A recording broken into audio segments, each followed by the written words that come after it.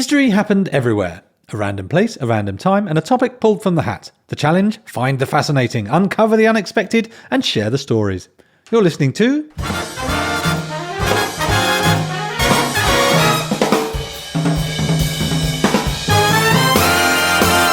History happened everywhere.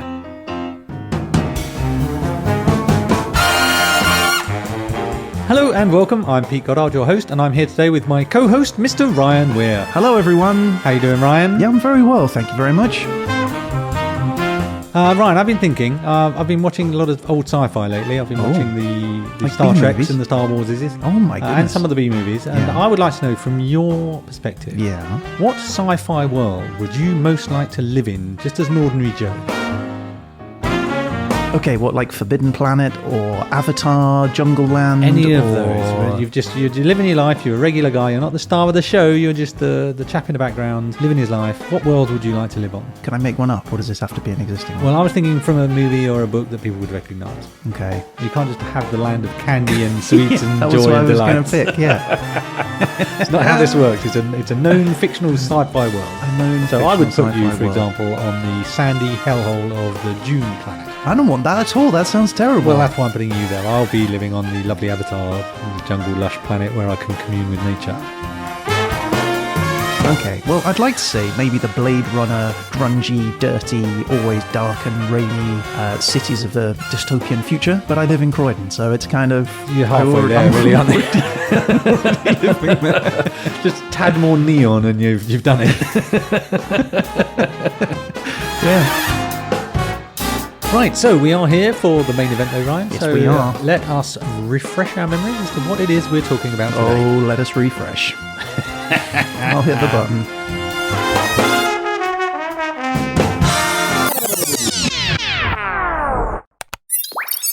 Your country is Yeah.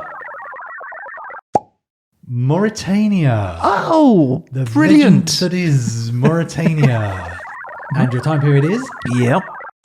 500 to 600 CE. Okay. And your topic is, funnily enough, Yeah. humour. Oh, I see what you did there. You see? Funnily enough. That was a bit of a gag. Okay. Well, look, I can tell you one thing. It's gonna be funny. Oh, No pressure, eh? So looking forward to how hilarious it's going to be. There's definitely no pressure, but I will be bringing my laughometer. So, the classic Mauritanian comedy in the 500s. Wealth of choice, I'm sure. I'm excited to discover what you've learned in the next hour, maybe 10 minutes. I'm not sure. Well, let me start at the beginning. Mauritania is listed in the top 10 least visited countries in the world. That's not because there isn't things to see and do there. There's actually it's a really beautiful place, and there's a lot of really interesting stuff to have a look at, some of which we'll be talking about later. But mainly because the UK Foreign Office lists Mauritania as one of only 17 countries in the world deemed entirely unsafe due to the risk of terrorism. It doesn't just stop at terrorism either. Let me just list some of the other things that it's heavily criticised for. Child labour, child marriage, fat farms where they overfeed women to help them appear more attractive, female genital mutilation, indiscriminate arrests, lengthy pre-trial detention, harsh prison conditions, including mistreatment of prisoners like cigarette burns, electric shock, sexual violence, the death penalty for homosexuality, political corruption, political marginalisation of ethnic groups, limits on the freedom of the press, and slavery, which was only just abolished in 1981. It was criminalised in 2007, making it the last country to abolish it. Despite that, it's still a continued practice today, with an estimated 800,000 slaves there, about 17% of the population. Fertile comic ground, I think we can call that. That was my starting point.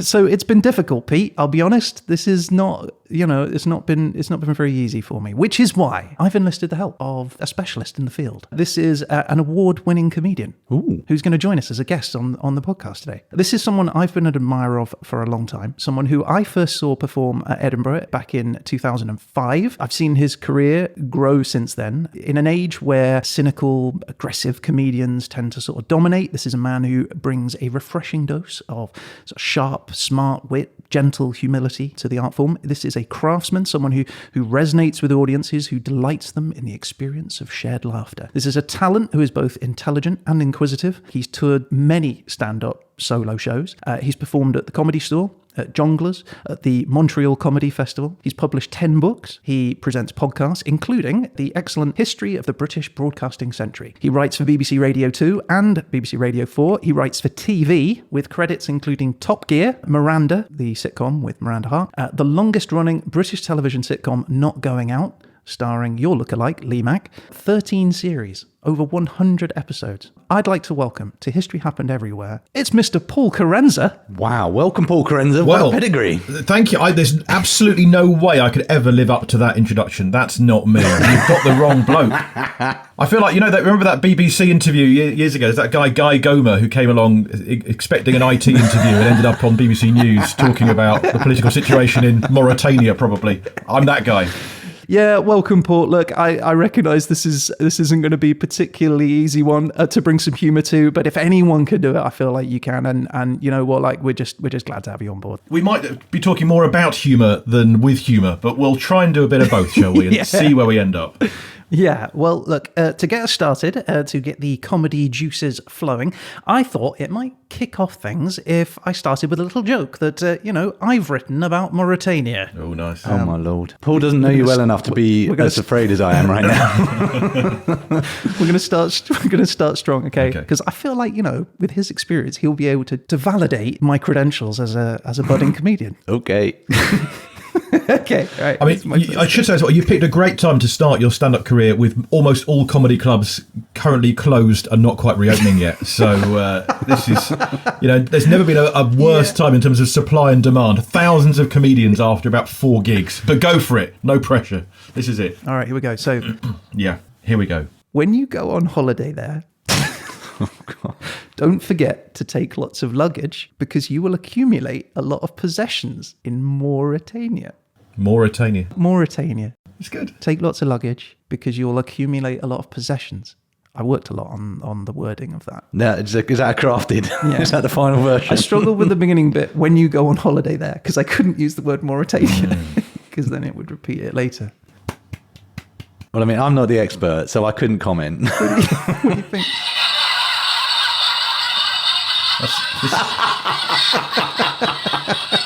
It's my sound effects box of laughter that's got me through lockdown. That's it. It's what you need. You can use that one, Paul. Do you get many people saying that to you? Yeah, a lot. Mostly my wife. But the thing you've got with Mauritania, of course, is no one knows anything about Mauritania apart from people maybe who live there. I've got a funny feeling even they know very little about Mauritania. Therefore, the only thing we know is the word Mauritania. So whatever the punchline is going to be Mauritania, isn't it, really? There's no point even doing a pun about the capital. No one even knows what that is. So, it's tricky. That's very true. Do you want to hear my second joke? He's going to say it anyway, Paul. Saying no won't help you at this point. A Mauritanian walks into the desert and says, "Long time no see." No, that's good. I like that very much because he is far from the sea. Is it? I don't know. I haven't seen a map. Because it's like desert. I see. So, right. So there's more Mauritania jokes to come, guys. Can't wait. More of a threat than anything else. There's a car outside my house. I've just seen there's a. I might be having a delivery. This is quite exciting. I'll back in a minute.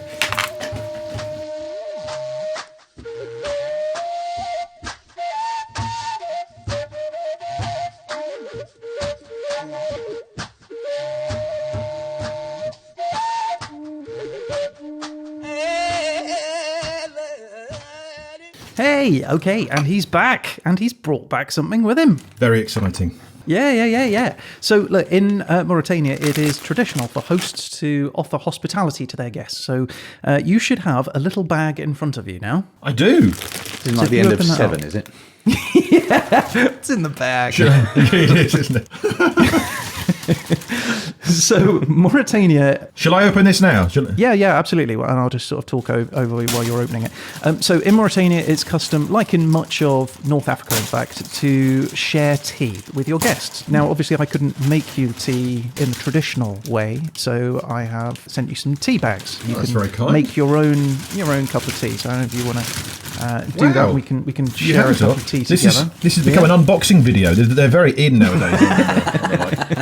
Oh, look, we've got There some we go. green tea with mint. Very, very Mauritanian. Green tea with mint. Yes. There you are. We've got some. Wow! I've got a tagine stew Yeah. base. Oh, I do like a tagine. I've not had a tagine in a while. What's that you've got there? This is a sweet potato by the looks of things. It is. It's a sweet potato. Yeah, you've got one sweet potato. I mean, that's what they instantly have. instantly funny as well. It's like Blackadder with and Baldrick with the turnip. Instant comedy from one of these. Root vegetables are hilarious. What else have you got in there? There's also some couscous. So good they named it twice. There you go. Yeah. Fantastic. Oh, this is a treat. Yeah. And look at this, and some I can't even pronounce it. Degle now with dates, basically dates. Very Deglet nice. Nor. Very nice. Oh wow. We've What a treat. covered Deglet Nor dates in the past. Those are the ones to look out for. Fancy. If I remember rightly, the Bedouin said you could last for 9 days on a single date. If you get stuck in the desert, Paul, take one date with you. 9 days you can survive on. 9 days. I'll be there for. Well, there must be about 20 here. I'll be there for a while. That's fantastic. From a country of origin, Mauritania. What are the chances? Actually, no, Bracknell. Yeah. Sorry, Bracknell, Berkshire. Never mind, but it's close. Actually, no, to be fair, in fairness, Tunisia, it says in the front. There you go. So it's packaged in Bracknell from Tunisia. Which That's is not far. Eastern Africa. Yeah. It's Yeah. fine. That's amazing. Well, thank you. All of those things, they would have all been traded by the nomads and they would have had those. So feel free to make yourself a cup of tea. Incredible. Thank you. Pete, I because you're here, Yeah, and I don't have a bag in front of me at all, Ryan. I can't help but notice. you don't have any bag in front of you or any of those things. Those are just for our guests. But I figured that you might want a cup of tea. I'd love a cup of tea. Right. So what I was going to do is make you a traditional Mauritanian green tea with mint. In the classic Mauritanian style. In the That sounds classic terrific. Mauritanian style. I'm So if you just quite give me thirsty, 1 so second, look forward to I'm this. just going to go and get the stuff. Right, he's headed to the kitchen. Oh, was that it? He just turned the kettle on. I've got to do that bit first. Okay. So we'll come back to that bit. I've learned so much on this podcast. You got to boil the water first, but obviously you'd normally do that over the coals. Yeah, probably best not to have an I don't open have- fire in your I flat. don't I'm not have sure an what the local rules are. I'm not allowed that, so we're just going to let that boil. Right. So while that's boiling, I'm just going to carry on. So I should say, I do feel before you start, I do feel bad. You're making a cup of tea. Should I be making a tagine right now? I've got the stuff. Is this what's expected of me? if you wouldn't mind making the tagine while we're talking. Okay. Well, the kitchen's across the house. I can start to light a fire somehow around. Yeah, we'll just carry on. You carry go. on. All right. Work up a nice stew.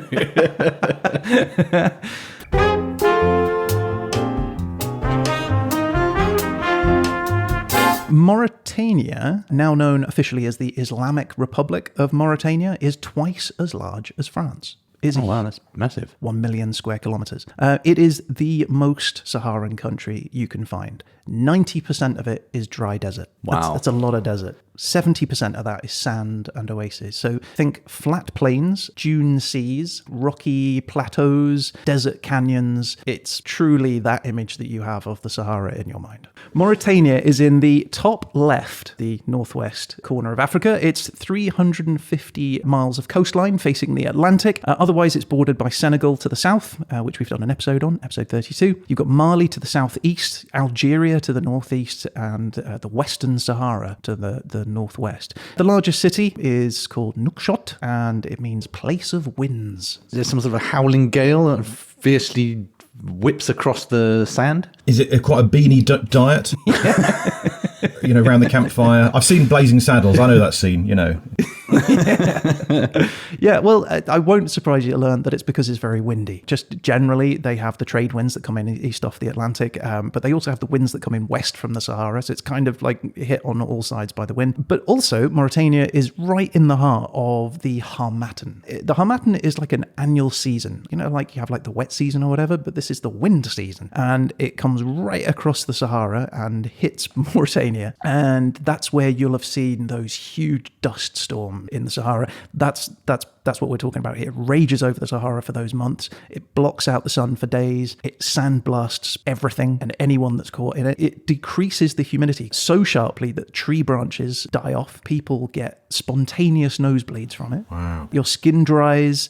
it blisters, and you can get damage to like your respiratory system. So because you're breathing in all of that sand. So you need water, right? Well, water is sparse because you know what? This is the Sahara. If you want water, really, you've kind of got the Senegal River, which is in the south. So many of the people live there in the southern regions. But otherwise, you're looking for spring water that emerges in small pools throughout the desert. It's a tricky place to get a drink. So between the desert, the wind, and the lack of water, you know, we can see why Mauritania is the 5th least densely populated country in the world.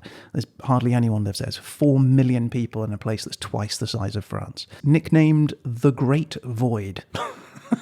Or the giant sandbox. Yeah, I can imagine you stumbling on that in your research. Right, what's here? Number 1, it's called the Great Void. The Great Avoid as well, by the sounds of it. It's not exactly being sold. I wish I had. Yeah, so amongst Mauritanians is also known as the land of 1 million poets. Their culture is to condense what they say into as few words as possible, or a few expressive words as possible. And basically, if you can't do that, they'll either ignore you or they will call you Zrak, which means simple-minded. Wow. So it's like, how was your trip? Windy. Yeah, probably shrugs. I imagine lots of shrugs.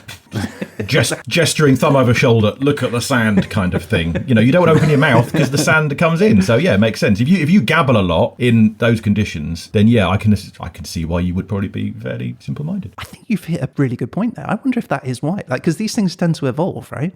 I wonder if that is it. But isn't there a genuine thing that the southern states of America, they have that drawl and that kind of attitude of like, don't open mouth much because of a similar thing? Like New Yorkers gabble and jabber because it's colder and they can do that to keep warm, you know. Keep warm. But in the southern states, I think that is why the accents develop. I think I need to look into that further, but I think it must evolve for some reason. So like, why not? I buy that. I'm in. Also, you said land of 1 million poets, but you also said that there are only 4 million people who live there. So 1 in 4 people there must be a poet. Yeah, that's true. There's a lot of poems. There's a lot of poets about. Yeah, like any event that they have, like weddings and even divorces, poets will be brought along and regale these poems about how beautiful they are and how many men there are that are out there waiting for them, and it's kind of a wonderful experience.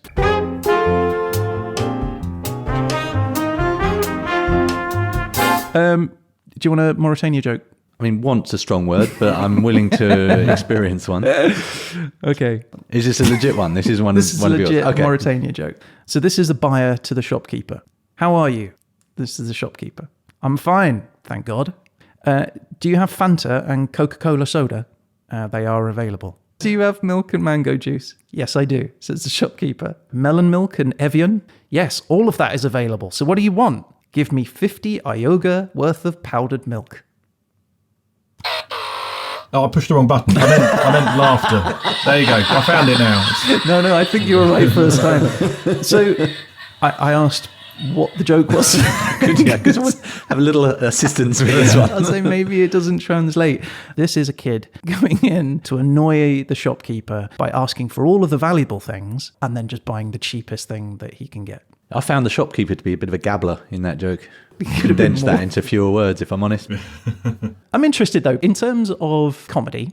So you've got to try and reduce down the joke into as few words as possible, I'm guessing, right? You don't want a joke that rambles on and on. Well, they say, was it Oscar Wilde said, brevity is the soul of wit. Although, of course, he could have said brevity's soul's wit and got it in 3 words. But, you know, fine. I'm not going to quibble, you know. But yeah, no, you're right. And if you're doing, especially if you're doing a TV sitcom or something, every split second matters, really. So yeah, often condensing it. And especially when I do something like Not Going Out, you know, the Lee Mack sitcom, when we started that, he used to say, apparently the industry standard was about 3 laughs per page. And each page is about a minute. So it's about a laugh every 20 seconds. And of course, Lee said, no, 3 laughs a page, forget that. We want 8, 12. You know, let's make the setups funny. Let's add a punchline to the punchline and cram them in. So, and you can tell when you're writing the script sometimes, if you go on to the second line or the third line, the joke's not really going to work. You know, you want to be a bit punchier than that generally for that sort of show. So can I just put it to you then? So just imagine this. Lee Mack's gone into a shop, right? Yeah. And he said, do you have any mango juice or lime juice? Yeah. And the shopkeeper says, yes, we have that available. We run this for 2 to 5 pages. Yeah. And at the end he says, just a bit of powdered milk, please. Do you think that would cut the mustard? in the next season?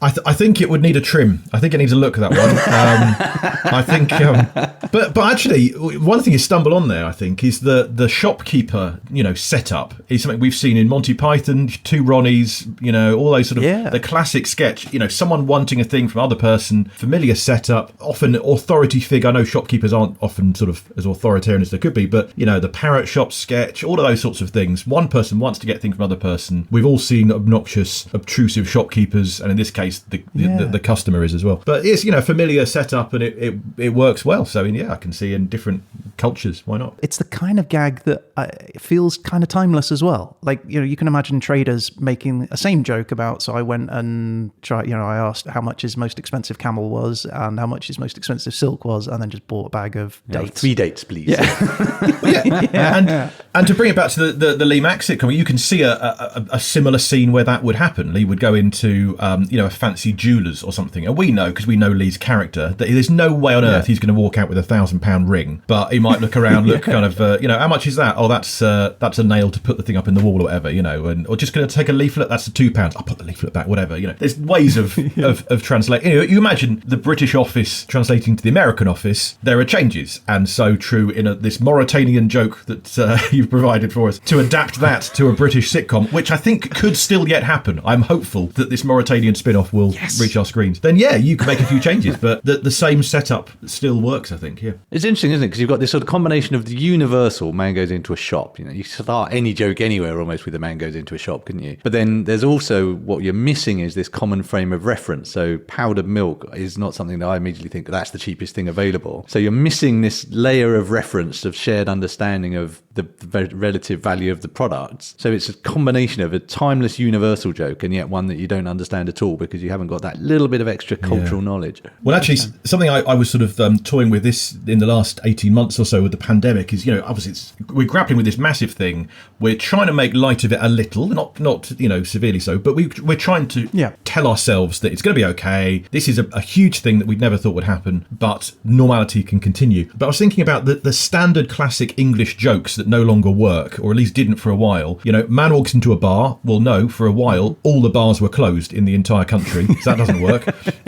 Waiter, there's a fly in my soup. Well, the restaurants were closed. That doesn't work. They're now greengrocers. Englishman, Irishman, and a Scotsman couldn't legally meet up because they couldn't leave their own countries, And, it's my wife's gone to the West Indies. How? The flights aren't going anywhere, So it's such a massive thing that the standard jokes had to change, and it's crazy. I think what we've agreed there is that Mauritania joke is going in the next season of Not Going Out. So let's move on. 13 seasons in, we need, they always go on holiday by that point, don't they? So exactly. This is where we go.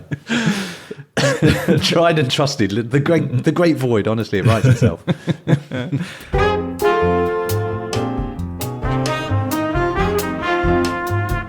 Okay, let's not be Zrax. Let's move on. Right, so Mauritania. It comes from the name of the ancient Roman province of Mauritania. So we are going to talk about Mauritania maybe over 1,000 miles away, but it's still Mauritania. Okay, I'll accept that. You'll accept that? I'll accept it. All right, cool. Today, North Africa is known as the Tamazgha. It covers modern-day Morocco, Algeria, Tunisia, Libya, Mauritania, Mali, Nigeria, Egypt, the Western Sahara, the Canary Islands, Burkina Faso, and Senegal. So basically, all of the Sahara is known as Tamazgha. Now, there are loads of indigenous tribes that live in there, and they're doing their best to make the most of it. Each has their own culture, their own dialect, their own customs, and they are known collectively as the Berbers. The Romans who encountered them saw their culture and customs as uncivilized or barbaric, from the Greek word barbaros, meaning barbarian. So everybody outside of the area referred to them as the Barbers. But they themselves referred themselves with many different names, the most common of which was Amazigh, which means the free people. Nice. Yeah. So for thousands of years, most of the Berbers, the Amazigh, they survive through these harsh conditions of the Tamazgha by moving their flocks of livestock around from pocket of oasis to pocket of oasis, trading with other tribes to survive. But some of the Berber tribes head north and they go over what is called the Atlas Mountains. So if you picture Africa, you've got that flat coastline, which is where the Mediterranean is. Running parallel with that, just south of that coastline, is the Atlas Mountains, which we've talked about in our Algeria episode. And what we discussed in that episode was that those mountains form like a natural barrier to prevent the raging Sahara from going much further. So north of the Atlas Mountains is much greener, much more lush. That's then called the Maghreb. That covers modern Tunisia, Algeria, and Morocco. So right along that whole northern coastline is the Maghreb. And that brings us to around about 300 BCE. I'm just going to get you your tea. Yeah, because I'm getting quite thirsty now, mate. To be honest. I know. Yeah, just one I saw second. the kettle was, but I didn't want to interrupt because you seem to be on a flow. Filled that. Oh, he's pulled out a teapot. All right, so just pop it in the teapot. Boom, we're away. All right, sorry about this, Pete. I'm getting there. Right, I just need to. I'm following the instructions. Just a bit dry is all. Right. No, I get that. Right, so some hot water in the pot. Right, I've just got to leave that to warm up. All right, yeah, I'll watch that for you, mate. Right, that's just going to warm the pot. Oh, you're just warming the pot? Yeah, this is the tradition. So Right. Oh, okay. So I'll carry on. Yeah, just I guess. while the pot's warming up. No, that's fine. That's fine. It's just traditional. How's your tea, Paul? Are you? I mean, you could just pop your bag in and you'd be done if you wanted. It's good. Yeah, exactly. I mean, I could have had 4 cups of tea by now. You could have done. Yeah, I'm transfixed by watching you make yours. So yeah. No, understandable. It's a real process. You know, you've got to respect the custom, Pete. So yeah, no, I get that. Just you know, take your time. No, I know. It's warming, so we'll get there. No, it won't be long.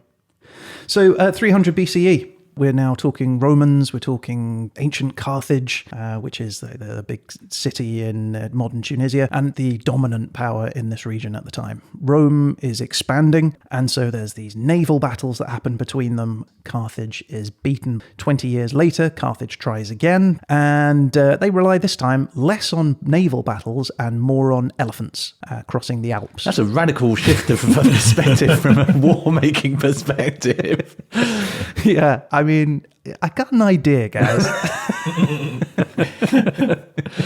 So you'll have heard of Hannibal and the elephants crossing the Alps. Yeah. I'm sure. Well, that was Carthage trying to get into northern Italy. So Carthage, you're saying, is in Tunisia, which Yeah. is North Africa. Yeah. And the Alps are very much the other side of Rome. Yeah. Number one, where did they source their elephants? Was there some sort of elephant supplier that they had to do a deal with? I mean, I guess they're in Africa. Their elephants are around. Right, okay, I'll accept that. So then what did they do? Is walk them all the way round? No, boats along the Mediterranean Ship to your like elephant- Spain and then through and up and round. Oh, right. It was a long way. Can you imagine someone says, do you want to take us on your boat? You'd be like, yeah, no problem. What you got? Elephant.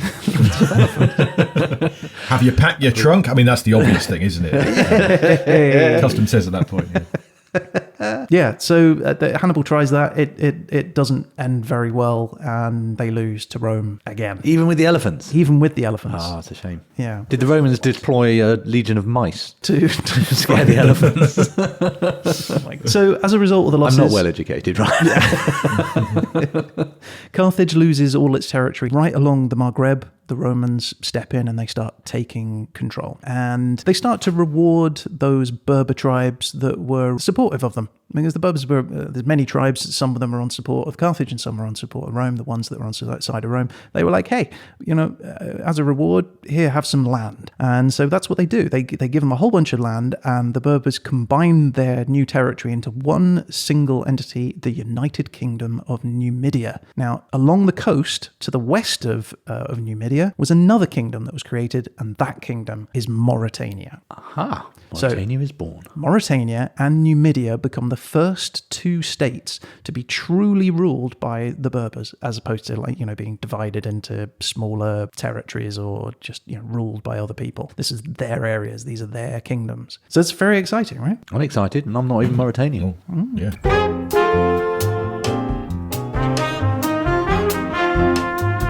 How do you feel about a Mauritania joke while Go we're on. at this point?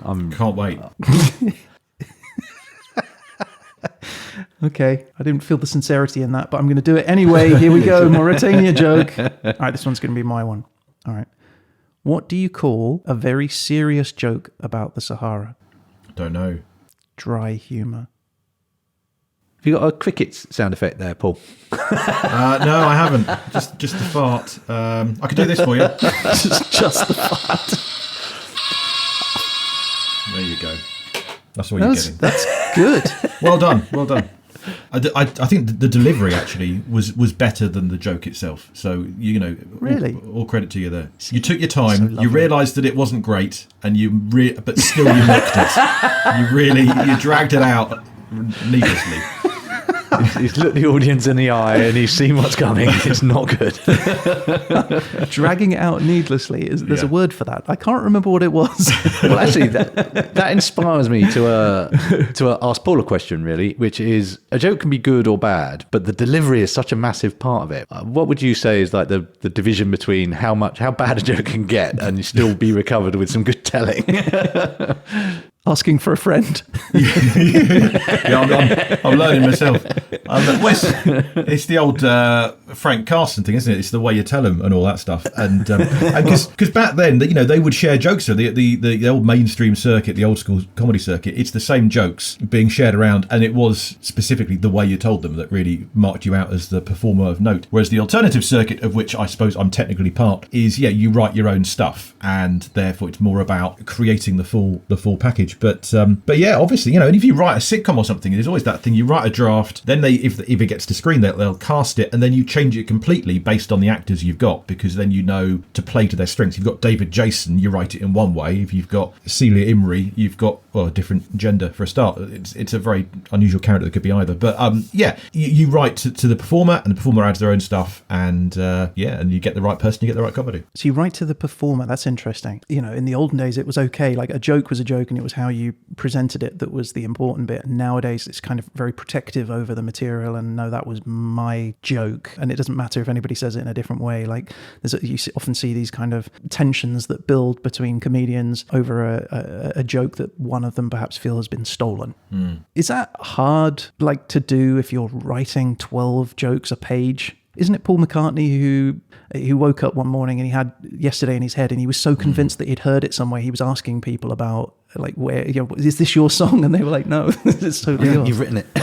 Yeah, well, exactly. And it happens a lot, and especially those who write, proper setup and punchline jokes. And in the past, I've done jokes, I've written jokes, and I've told them on stage, and then only been told afterwards, oh, by the way, that's someone else's. And on one occasion, there was a Tim Vine joke that I woke up convinced that I'd come up with it in my sleep, and I told it on stage probably up a dozen times until someone said, that's word for word, that's Tim's joke. And it wasn't, because sometimes you can land on the same area, and I know Tim and Milton and Jimmy Carr, for example, sometimes land on the same sort of punchline but come from it from differently.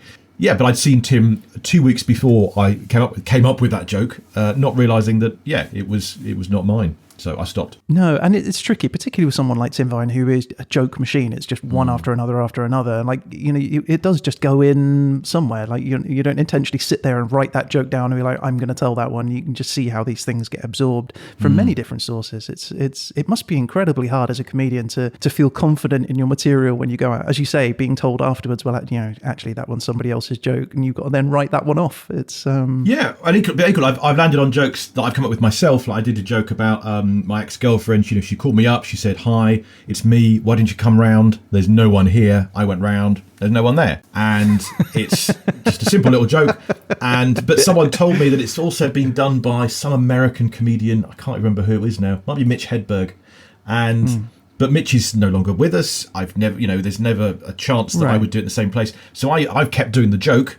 But if someone said that Lee Mack was doing it, or someone over here, then yeah, you probably start to think people are going to start wondering who's come up with this, Paul Kerensa or Lee Mack? Well, Lee's more famous, give it to Lee, basically. So at that point, it's time to retire and write 10 new jokes. I once wrote an entire book when I was a teenager, and I read it back to myself at the end and realised that I had basically written down Star Wars. It was just Star Wars. Oh, no.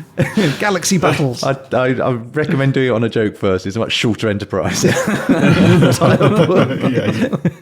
It's a shame, because if that George Lucas hadn't got there first. Yeah, I know. I could have really been onto something there.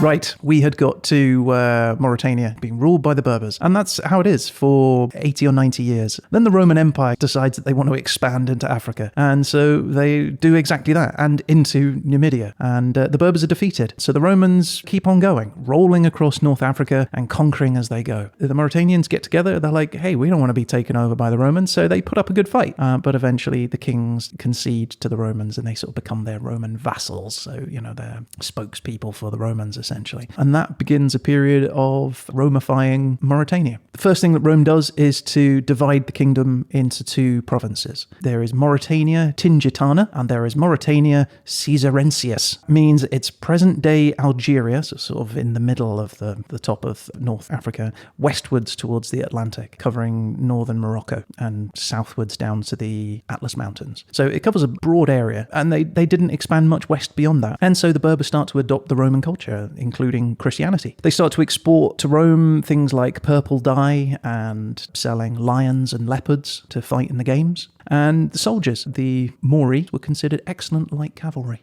200 years later... I'm still pondering there. I just thought lions. I like that. What are your main exports? Lions also purple. The colour purple. Want a purple lion? We can do that too. Very Vegas. It's a show lion. Employment of the Barbary lions. I say, Tarquin, do you remember Horatio, the thespian? Yes. Well, he auditioned for the Humours, and he's got himself a starring role on the main stage in Rome. I say. Yes. Now, I was thinking we should go down there and ballywell get ourselves a role too. Now, that is a bloody brilliant idea. I know. I say, hello, humans. 2 weeks later.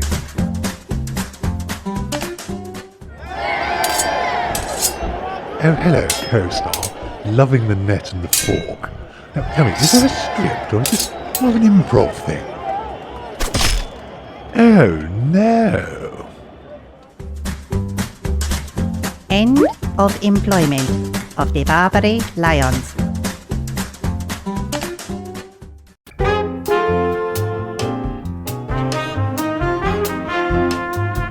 Mauritania joke? Go on. What a great day to be Mauritania. I wonder what to do today. Should I end poverty? Should I solve hunger problems? Should I stabilise politics? Should I make fight terrorism and war? Should I give everyone equality? No. I'm going to blow my GDP on that instead. A little bit of politics, as Ben Elton would say. Applause for that one. I appreciate the sentiment rather than anything else. Yeah. It's a politics joke. Well, I'm still not exactly sure what the joke was, to be honest with you, but certainly the notion that you can laugh at or make jokes about How terrible some things pretty are. grim situation. Any thoughts on that, Paul? I think my only thought is, well, the trouble is politics, topical jokes, they change so quickly, and maybe if you're in the situation, you can get the joke quicker because you're living it. But I think once you need to do a bit of digging and read a whole encyclopedia article to understand what the joke is, the moment's sort of been lost. So it's a bit of that. A wise man once told me if you have to explain it, it's not funny. Most of my jokes come with a 5-minute preamble. So I think there's often, there's fun in explaining the joke sometimes. If you really, like a Stuart Lee would commit and give 5 minutes of explanation and then say, and that's why it's funny. And that's why you're wrong and the joke's right. So, you can have that attitude to it. Right, okay.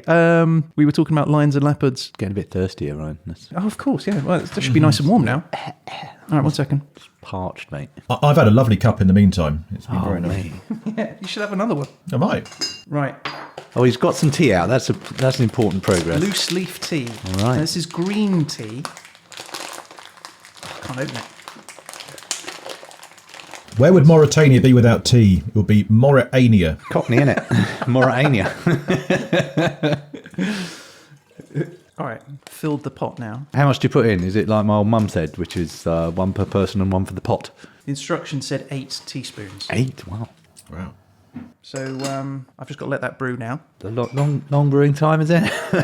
Well, it recommends 15 to 20 minutes. Oh my! So I'm just going to leave that. So thirsty. So I'm just going to leave that. You've got to guess when you'll be ready to have a cup of tea and plan days ahead. Yeah. Are you thirsty? No. Better start making some tea because I might be. This is the custom, Pete. I'm sorry. All It's right. Mauritania. Understood. I've got to respect the traditions of the Mauritanians.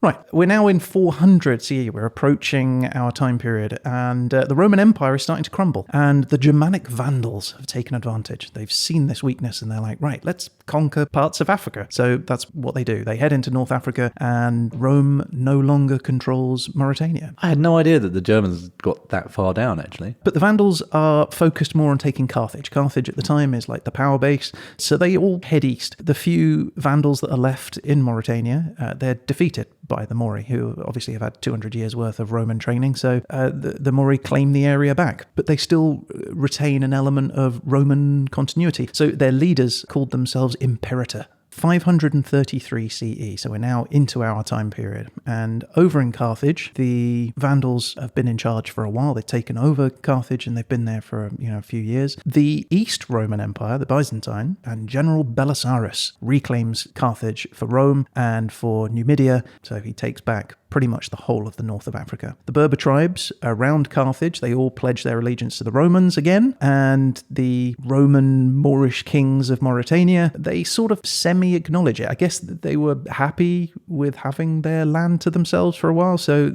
yes, they recognize the Romans, but they don't want the Romans to be there. So the Romans only put up like one military outpost, and that's right on the edge. They pretty much just leave the Mauritanians to themselves. And there are Moorish uprisings almost immediately. Numidia, Carthage, they all start rebelling. The military mutinies, and Rome has really got a problem. And so begins the Moorish Wars. The Romans manage to keep control of this. They have several difficult victories. Many of the rebels flee into Mauritania, so they head west towards the Atlantic, where Mauritania welcomes them with open arms, and they start to build up like a rebel base there, so to speak. A decade passes. There's a second Moorish uprising near Carthage, and this ends worse for the Berbers because 17 of their leaders are executed by the Romans. And the Romans cement their place in Numidia and along the Maghreb, except in Mauritania, where Mauritania then goes, you know what, we're just going to renounce Roman rule completely. The Berber king, who is in charge at this time, Garmel, he launches raids into the Roman territory. Garmel fails,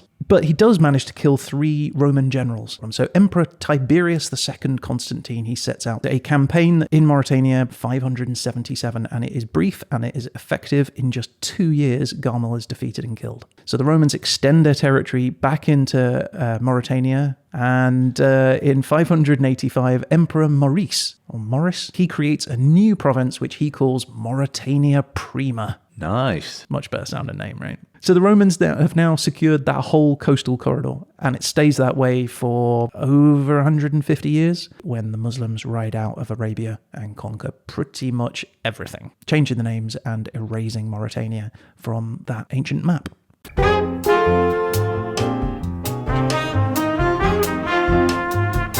A camel train is walking through the Sahara when they stumble across 3 watering holes. The tribe chief looks at them all and says, well, well, well. The ka-ching of money. That's what that joke deserves. It's gold, right? There's a career in the waiting in the Mauritanian stand-up circuit. Yeah. I looked at that. There isn't one. I was, no offense to you, Paul, but I did look to see whether or not there was a Mauritanian comedian I could bring in. Oh, no, I'm not taken. Well, I'm the nearest you can get. That means the Mauritanian circuit is there to be discovered and made, and I think Paul Kerensa could be a trailblazer here. Well, I was just saying, Montreal, Mauritania. Exactly. Yeah. Should we start a fringe festival out there? Yeah, absolutely. The old MFF, the Mauritanian Fringe Festival, is... Edinburgh's on the decline. Mauritania is where it's at. It's the new way forward. Yeah, it is. Yeah, good. It's not really the free fringe, though. It's the oppressed fringe, if anything. Right, so Old Mauritania was north of the Atlas Mountains. New Mauritania is south of the Atlas Mountains and to the west. Deep in the Sahara, it's out of the reach of the Romans, is Mauritania as we know it today. In 200 CE, there is a small number of nomadic tribes that are living there, the Berbers. By 500 CE, these are non-literate people. Nothing really remains about their lives. There was history written on the sand. But there are accounts from other cultures who interacted with them. So a Roman author, Gaius Plinius Secundus. Was he Pliny the Younger? Elder. Oh, Elder. Pliny the Elder. Yeah, and he writes, the area north of the River Senegal was populated by nomadic people who travelled 2,000 miles in caravans across North Africa to Sirte, modern Tunisia. So they were literally walking right through the Sahara from left to right. It's enough time for back 2 again. cups of tea. Yeah. I don't know why you're moaning, mate. You're getting. I mean, I could ruin the custom and make you a quicker cup. No, I don't want you to betray the Mauritanian people. Paul, I've made 3 tagines in this time. Yeah. Just carved that yam into a Sweet potato. sweet potato into a cave painting. I keep looking at the picture and he's gnawing on this sweet potato. Yeah, exactly. I've grown a new one. Right, so he mentions about some of the tribes that were living there. He says that the Bafours were there. Those were agriculturalists and are probably among the first people to actually settle and farm. There is the Perorsi, the Farusi, and the Nigrati. Strabo, the Greek philosopher, he expands on this. He says that the Farusi and the Nigrati use bows and arrows. They have chariots armed with scythes. Wow. Yeah. They keep to themselves as they pass through the desert. They carry skins filled with water and they fasten it under the bellies of their horses. Some are said to live in caves, which they dig in the ground. And he says that some wear the skins of serpents and fishes when it rains and use them as coverings for their beds too. I kind of want a snakeskin duvet now. It does sound comfy. Just sliding around on your bed sheets like silk sheets, fish sheets.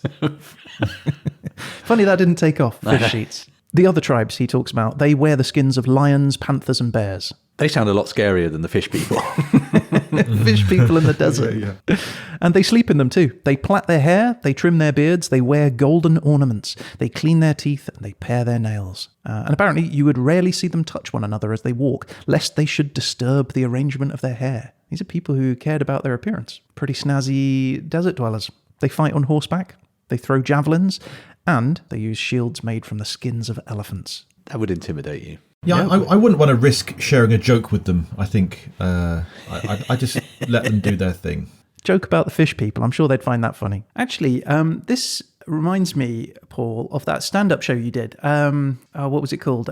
Borderline Racist? Yeah, that's right. I was grappling for a high concept show to do for an hour. Rather than just tell jokes, I thought, let's make it difficult for myself. So the idea was to try and work out what every country in the world thought of their neighbours, and particularly what sort of jokes they would tell about their neighbours. It came from my Ukrainian housemate at the time, who were watching TV one night, and I think someone came, I think an Estonian was on TV, which is very unusual, generally speaking.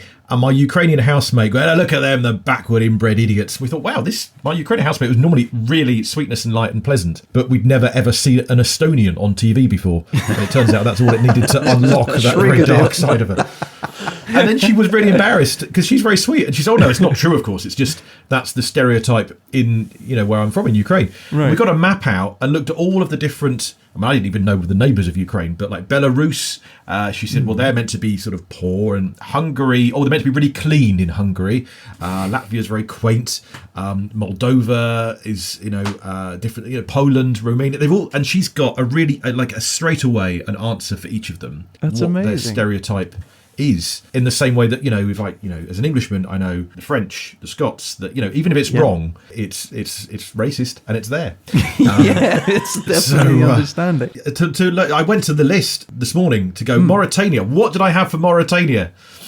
Nothing. Left it. I couldn't find a Mauritanian, so I didn't have anything on Mauritania and what they thought of their neighbours or what their neighbours thought of them. But there you are. It's a gamble, because had you found a Mauritanian, there was a 1 in 4 chance it would have been a poet, which would have made it really easy. Well, I think, like I said, this is back in 2006 or so I did it, and I think nowadays, with more podcasts and more social media and things, I think there's every chance I could complete the list nowadays. When back then it was more about who I bumped into, and I didn't bump into as many nationalities as I'd hoped in 2006. It is remarkable if you think this show would have been impossible 15 years ago. For sure. It would have just been, this is what I got from the Encyclopedia Britannica. Yeah. Borderline Racist 2, coming soon. It's a great name for a show, by the way. It really is. Did you get any trouble for it? It's one of those things, you name it that and then instantly regret it and think, I've had the posters printed now, but I'm not entirely sure this is a good idea. Kerensa, Borderline Racist. There's always a risk posters to that. everywhere. I can just imagine the audience showing up and you'd be like, oh, that wasn't what I meant. Yeah. I did have to spend the first 5 minutes trying to work out what audience had come to the show and try and reassure them exactly what sort of show it was. Yeah, I'm sure. How's the tea coming, right? Oh, the tea. Yeah. Right. Okay. So the tea. This is the exciting bit now. Just in ready to have my drink. It's all brewed, it's warmed. Right. Just I'm just brewed, checking. it's brewed. Oh, that's brewed nicely. That's tea. The tea's ready. Right. So here we go. He's pouring the tea like you might imagine, but he's raising the teapot up. He's raising it right up. It's like a foot in the air. Okay. Wow. Right. So now I pour that back in. Wait, no, there's a cup of tea there. No. It's not. No. This is some sort of torture. Then we do it again. Oh. Now It was going very well until the end. all over me. Right, and then I pull that back in again. I just want a cup of tea, mate. Hey, it's coming. Just what I've made a big mess here. Right. Oh, I've forgotten the sugar. The Mauritanian equivalent of Starbucks must have queues around the block. They must be a long, long time getting their hot beverages. And sugar. Do you like sugar? I like a little bit of sugar. Okay. Well, I mean, I don't normally have sugar in tea, but I'm willing to, for the sake of tradition. That's well, a this sugar. has lots of sugar. That's 1 sugar, 2 sugars. That's a 3rd sugar. 4. Yep, that's 5, and he's not even slowing down. 6, 7. Oh my lord. 8 sugars. No, he's still not stopping. 9. Tends to be. I'm not. No, okay. What? That's 16 A lot of sugars. sugar. It's a lot of sugar. Oh my lord. You could have just saved time giving the pack of Tate and Lyle and a spoon. I mean, that's all that you need, just to tuck into that. Okay, we're nearly getting there. Right, so I get my cup of tea now. Right, just 1 second. Yeah, there's a leak. You of are so spilled tea impatient. Right. What we do now is I now have to reboil that. So I'm just going to put this into another kettle and boil it up. So 1 second. You're kidding me. there. I just want a cup of tea. Wow. Right, I've learned a lot today. It's like next time a Mauritanian goes, "You fancy a cuppa?" And the answer is no. Yeah. If you got 5 weeks. I'll just have the powdered milk. Wow, I mean, they're really invested in this tea business, aren't they? So now you just boil the tea again. The sugar will keep it for a long time until it's ready. It's basically a cup of jam at this point. Minty jam. Right. Okay. It's on its way. It's coming. Hey, look, I don't know why you're looking so Thirsty? hard done by. Imagine being in the desert too. Yeah, you think these people would rush to liquid satisfaction, wouldn't you? They'd kill themselves. Especially showing it to you as well in that dramatic way, like a Ta-da. high arc of water. Pop this back on the boil. Oh, you're killing me. Let's have another joke just before we carry on. The only celebrity to have a concert in Mauritania is Nicki Minaj. Oh, yeah, okay, yeah. Oh, Yeah, just kidding, Paul. It's actually Barbara Streisand. I think you like that one. That wasn't actually bad. Yeah, I always feel dirty for chuckling at that. I can see you holding back. Nicki Minaj? No, it's actually Barbara Streisand. Nice. Didn't think of Oasis at all. I'm just imagining your notebook or your I don't know, Microsoft Word doc open with just every combination of dry and sand and dry and the 1,000 that didn't work before you've given us the cream of the crop. Yeah. So some humour there in Mauritania. Just saying.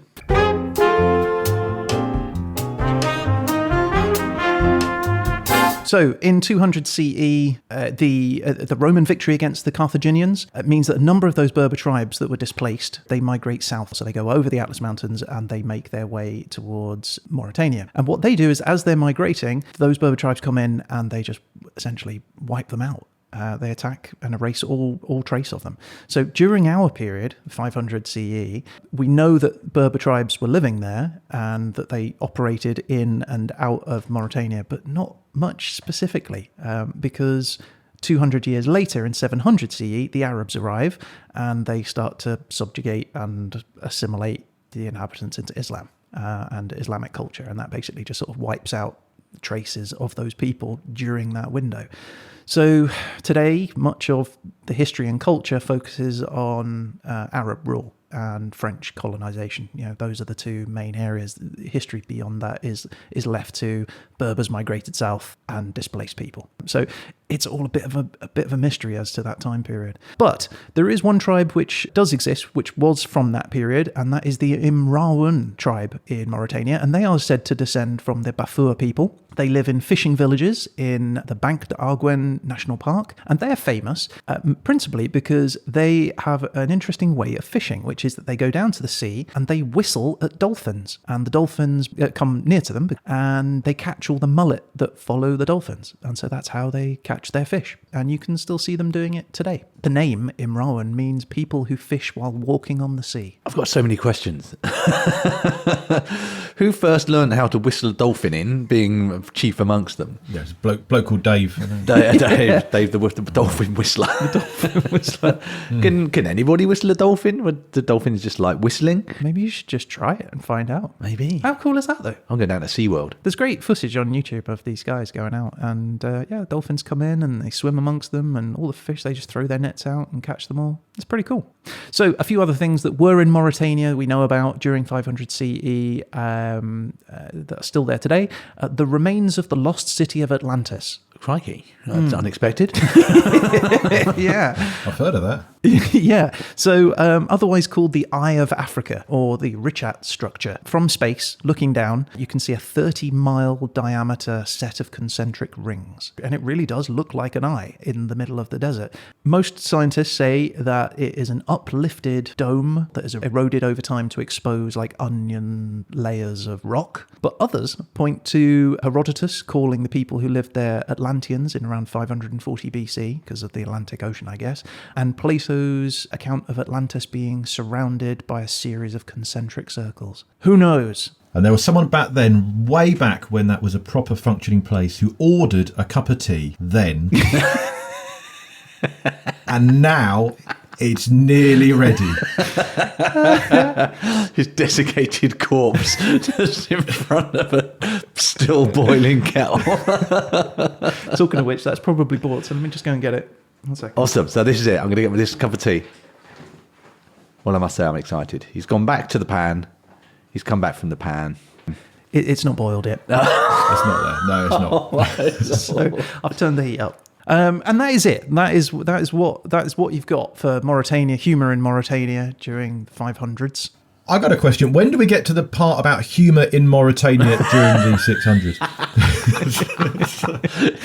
No, I don't. I think I've got to applaud. It's a tough. And you can have some genuine applause. I say genuine, pre-recorded many hundreds of years ago.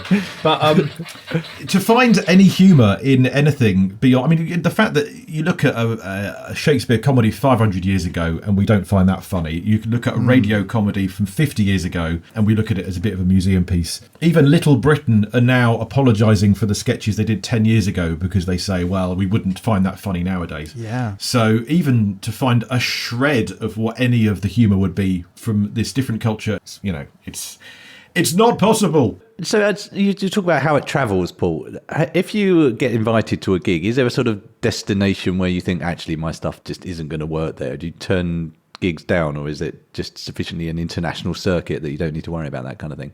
Well, the gigs I've done overseas, the ones that have worked generally have been the ones where it's an expat community. So, I've done south of France and Nice and Monaco and quite a lot in Germany, actually, where, like in Cologne, there are a few English-speaking comedy clubs. But I've done a couple of gigs in places, like in Berlin, I did a I did Berlin Comedy Festival, and it was a German-speaking audience who had come along to hear some English comedy, and it was tough. In fact, it was a mixed language bill, so most of the acts were German, and I came on and I spoke slowly, and in fact I'd done the groundwork and I'd translated my jokes from English into German, so I gave the English setup, the English punchline, and then the German setup and German punchline, and some jokes worked, but the ones that you really thought might just suddenly don't, because things like I talked about the fact that I was ginger at the time. I'm not so ginger now, but and being strawberry blonde as being a thing that you would talk about, and I translated that as Erdbeere blondine, because Erdbeere is strawberry and blondine is blonde. But of course they look at you and it's like you're saying to them, I don't know, tomato hair or something. It doesn't make sense. It doesn't work in the same way. And I'm going, it's the colour of a strawberry in the colour of a hair. But no, it's so many things. As soon as you translate languages, I think it's tricky. Yeah. As soon as you got different cultures, it's tricky. But even then, when I did the South of France gigs, yes, they were English and Australian and American, and we had a shared language. But many of them were boat people, and so they'd been travelling, they'd literally work on yachts and things. And so my jokes about Grange Hill or Greggs or whatever, or even going into a shop, many of them hadn't been into a shop properly for many years because they just lived on yachts and things. So you need shared experience. That helps a lot. And if you don't have that shared experience, if it's a different culture, a different tribe, then you end up laughing at each other, I suppose. Well, I mean, I'm interested because there does seem to be a lot of oppression, which goes back quite far. And it seems like there is a role in the community for somebody to remind you that there is some sort of joy and humour to be found, even in those darkest times. And so I would expect in 500 CE, absolutely, that each of those tribes would have had their jester, their clown, as there is in a school classroom, as there is amongst me and Pete. One of us is the funny one, and one of us is Ryan. Is me. For me personally, I just find it nice to make people laugh, I suppose. And I remember distinctly the moment when I was about 10 or 11 years old, when I made my neighbours, my grown-up neighbours, friends of the family, laugh, and I could hear the laugh was not a pitying sort of laugh. I'd said a joke, or I'd said something humorous in response to a situation, and I can't remember what that was, but I just remember them all laughing, thinking, wow, that's a good feeling. I've made grown-ups laugh in a proper way. And I think the next few decades was in search of ways to do that more and more. Yeah. But and then at school, I was never the class clown or anything. I was sort of off to one side, lobbing in a quick one-liner and ducking down so no one could see where it came from. Comedy sniper. But yeah, historically, there's the role, as you said, jesters speaking truth to the king and all that sort of thing. You can get away with it if you are that person, the Lord of Misrule. And I think every culture, as you said, has it. There's an intelligence to it, isn't it? It seems like, it's often said that comedians are the modern philosophers. Yeah, and look at, nowadays people would go, oh yeah, well, it's just a joke, isn't it? But then you look at the stuff on like Instagram or Pinterest or any of these things, and people are quoting, little pithy one-liners from philosophers, but also from John Bishop or Joe Lycett or whatever they've seen on the telly. So I think people do. It's a different way of looking at the world, isn't it? And it is. James Acaster on Mock the Week. If you look on YouTube, James Acaster really distilled the Brexit argument into a perfect 20-second bite-sized nugget when he used the metaphor of, ironically for what you've been doing here, do you leave the tea bag in the tea as you serve it, or do you take the tea bag out? And it was that whole idea of us as a country, we are stronger. You take the tea bag out and you have a stronger tea bag, but you leave it in, the tea bag itself becomes weaker, but then everything around it becomes stronger. And the way he nailed it word for word, he distilled it, he made it perfect, and it summed up Brexit in 20 seconds, and he's talking about tea bags. And That was like speaking truth to the power, and nailed it in a way that philosophers and journalists wouldn't. Absolutely, and I think that brings us back to being the land of a million poets, and being able to use words carefully and creatively to be able to communicate something potentially quite profound. So that was me, Pete. That was a splendid episode, Ryan, under what can only be described as challenging circumstances. This is by far the most challenging one that we've had. I thank Paul for sitting with us on this journey, but this is the hardest one. I think bringing in an expert was a work of inspiration. And Mr. Kerensa, we thank you, sir, for your contributions and your insight and your talent. Well, I thank you for having me. This is the only podcast I've ever done where a parcel has arrived midway through the recording with items, which, and I feel guilty. I'm enjoying these when you still haven't had your cup of tea yet. So, I mean, it's on its way. I haven't had the mint yet. The mint is next. If it's quicker, I can put a cup of tea in an Uber and get it to your house by the time it's done. That does sound quicker. And if we wanted more Paul Kerensa in our lives, where would we catch you? Yeah, you can catch me in places. Just Google Paul Kerensa and you'll generally find me. But my podcast is, it's on the history of British broadcasting, and it's called the British Broadcasting Century. And so that's a bit of history in there, but it's much more recent, and it's in this country because I don't have a randomizer telling me what to choose. I choose the thing that I actually want to talk about, which is that. Oh, that's a brilliant idea. I wish we'd thought of that at the beginning. Yeah, absolutely. Yeah, no, I've really been enjoying the podcast. It's great. It's really enjoyed it. Oh, thank you. I've been. It's kind of you. It's been good fun. But yes, podcasting and history. It's the future. So thanks again, Paul. You have been awesome. It's been great having you here. Thank you. Thank you very much. Happy to stand in when the Mauritanian comedy circuit let you down. Barbara Streisand.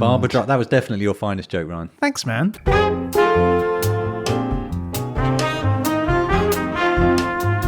Okay, so Pete. It's that time. It's that time. The most exciting yet terrifying moment of any given podcast. All right, I'm just going to crank the hors d'oeuvres. Fire it up. Here it goes. Ooh, well, that's smooth today. Buttery. Can you feel that? You had it service? Yeah, I just tightened a few nuts. Maybe what you can do with a wrench and a bit of spare time. And some elbow grease. Okay, here it is. Are you ready? I'm ready. Okay, the does-later is does-lating. And your country is... Cyprus. Cyprus. Ooh, Cyprus. Yeah. Oh, okay. Yeah. You okay with that? I'm comfortable, yeah, so far. Here we go. And your time is... Okay, it's the 100 Years' War between 1337 and 1453. Oh, I genuinely don't know how to feel about that. I was hoping for something in the late 70s, but it's not prehistoric. It's not 500 CE in Mauritania either. Hopefully there's something to be had there. You'll be fine. And the topic is... Oh, this is lovely. It's beauty. Oh, nice. Beauty in the 100 Years' War in Cyprus. Oh, well, I know one thing about Cyprus, and it's very beauty related, but I will save it for next time. Very good. Well, I'm excited to hear it.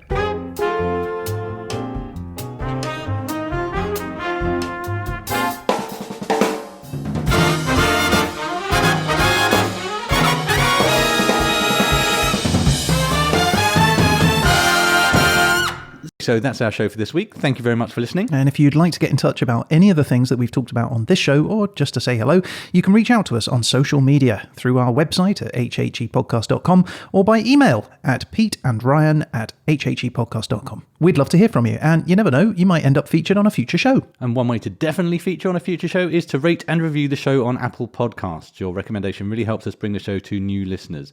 And if you're on TikTok, Instagram, Facebook, or Twitter, you can find us at HHE Podcast. If you subscribe to any of those, you'll get an alert every time we post our 1-minute animated HHE bites. Yeah, and we're going to be back again soon with The Verdict. But in the meantime, if you can't get enough of the show, check out our back catalogue of episodes, which you can find in your podcast app, YouTube, or on our website, hhepodcast.com. All right. So I guess that's it. And all that's left to say is... You've been listening to...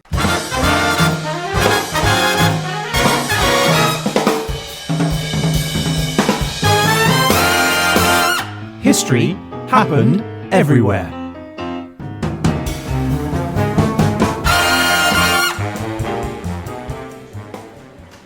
Hey, Ryan. Hey, Pete. Listen, you're up next, mate. Yeah, I know. It's exciting, isn't it? Yeah, I just want to know, are you absolutely sure you want to do this? Yeah, obviously. And you're sure you want to use all Mauritania joke material? It's my Mauritania special, of course I am. And you're sure this will kill? Well, look, comedian Paul Kerensa came on our show and said, in quotes, "I'm a comedy genius." In quotes, were those his exact words? Well, there or thereabouts. Well, look, I'm just saying, it's not too late. Oh, I've got to go. I'm being called on. Oh, good luck, mate. Yeah, thanks.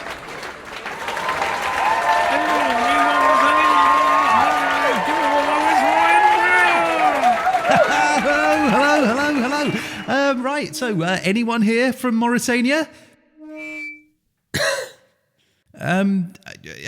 When you go on holiday there, don't forget to take lots of luggage, because you will accumulate a lot of possessions in Mauritania.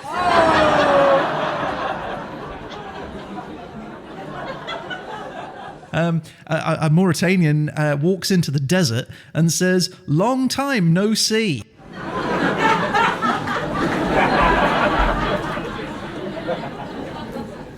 The only celebrity to have a concert in Mauritania is Nicki Minaj. No, just kidding. It's Barbara Streisand.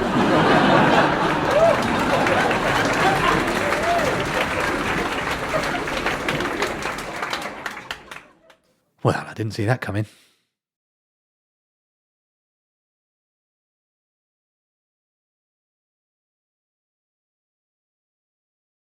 So I'm really ready for that tea now, Ryan.